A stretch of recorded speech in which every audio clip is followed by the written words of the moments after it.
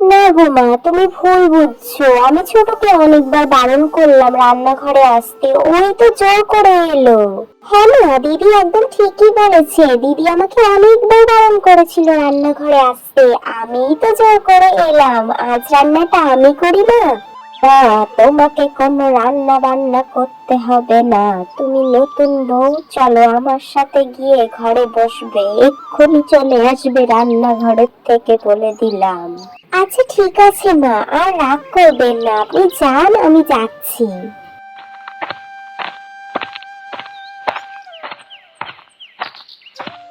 দেখলি তো ছোট, তোকে আমি আগেই বলেছিলাম রান্নাঘরে আসিস না, মা দেখলে বকাবকি করবে, সেই বকা শুনতে হলো।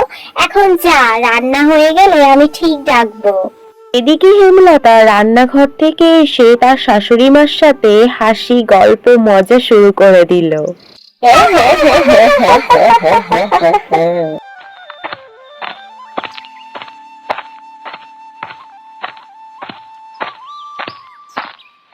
এদিকে হেমলতার রান্না হয়ে গেলে তাদেরকে ডাকতে এসে দেখে তারা দুজন হাসাহাসি করছে আর গল্প করছে।